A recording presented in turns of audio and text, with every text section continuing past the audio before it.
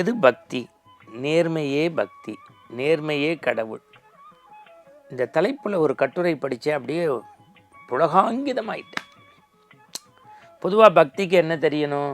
ஆகமம் தெரியணும், வேதம் தெரியணும், இல்லை விஷ்ணு சகஸ்ரநாமம் தெரியணும், லலிதா சகஸ்ரநாமம் தெரியணும், அனுமன் சாலிசா தெரியணும், சண்முக கவசம் தெரியணும், சண்முக புஜங்கம் தெரியணும், கனகதாரா தோத்திரம் தெரியணும். எதுவும் விஷ்ணு சகஸ்ரநாமம்.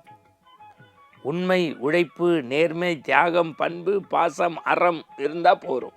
யார் சொல்கிறா?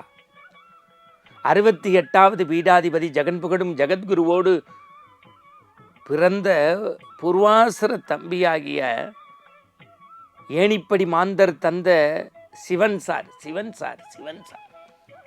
அப்படியே மனம் போன போக்கில் ஒரு தேசாந்திரியாக வாழ்ந்த சிவன் சாருடைய பெருமையை எடுத்து எம்பும் விதமாக தமிழகத்தின் தலைநகர் சென்னையிலே ஆன்மீக பூமி என்று சொல்லக்கூடிய நங்கநல்லூரிலே ஒரு அற்புதமான திருக்கோயில், அந்த ராகவேந்திரா பீடத்தை போகிற தெருவிலேயே கட்டியிருக்காங்க. அடேயப்பா, அதுக்கு கைங்கரியம் செய்தவர்களை 1000 கோடி நமஸ்காரம்.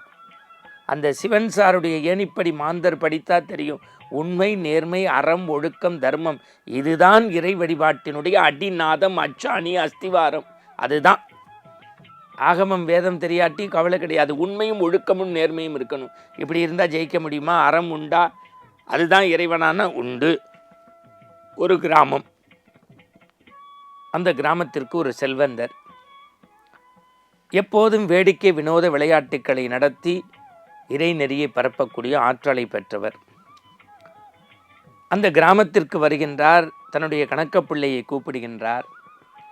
இந்த ஊரில் எவ்வளவு சிறுவர்கள் இருக்கிறார்கள் என்று கணக்கெடுக்க சொன்னார். 60 பேர் இருந்தார்கள்.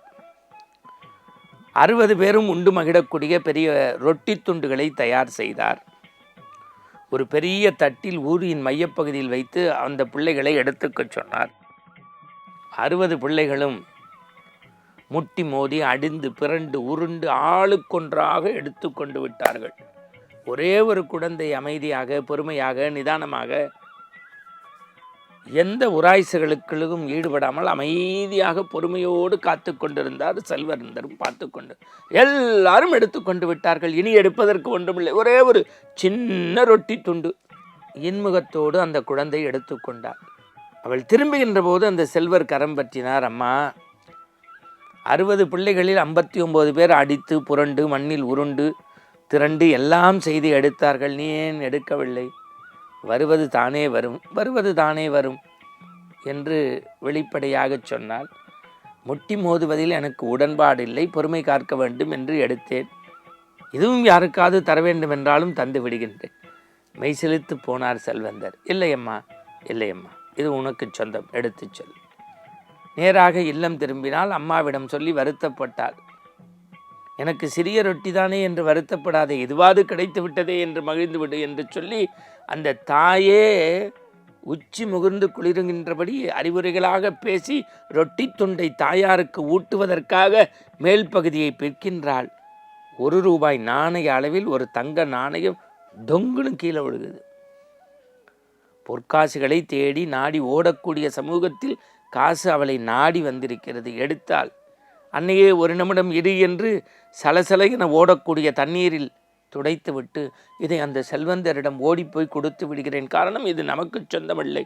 தாயார் கூப்பிட வேகமாக ஓடி வந்து செல்வந்தர் கரம் பற்றி மூச்சு வாங்க, ஐயா, ரொட்டி துண்டுக்குள் ஒரு தங்க நாணயம் இந்தா. செல்வந்தர் சிரித்து கொண்டார். அம்மா, அது உனக்குரியது. ஐயா, இல்லை, ரொட்டி துண்டே ஓசி, நாணயம் எனக்கு அதற்கு இல்லை அம்மா. நான் இந்த ஊரில் பொறுமை, ஒழுக்கம், பக்தி, சிரத்தை எப்படி இருக்கிறது என்று சோதனை வைத்தேன். அடுத்த தலைமுறைக்கு 60 ரொட்டிகளை தயார் செய்தேன். 60வது ரொட்டியில் சிறிய ரொட்டியாக்கி மாவுக்குள் வைக்க சொன்னேன். யார் பொறுமையாக இருந்து அதை பற்றுகின்றார்களோ அவர்களுக்கு பரிசு. இது நான் முடிவு செய்யவில்லை, இறைவன் முடிவு செய்கின்றான். கதை முடிந்தது. நான் இப்பொழுது சிவன் சார் சொன்ன ஏணிப்படி மாந்தரை நினைத்து பார்க்கின்றேன். பொறுமையும் விடாமுயற்சியும் ஒழுக்கமும் தர்மமும் நீதியும் நியாயமும் யாரிடத்தில் இருக்கிறதோ, யார் அந்த கோட்பாடுகளை வழிவிடுந்து நடக்கிறார்களோ, அதுதான் உண்மையான ஆன்மீகம். நேர்மைதான் கடவுள், அதுதான் வாழ்வியல் நெறி.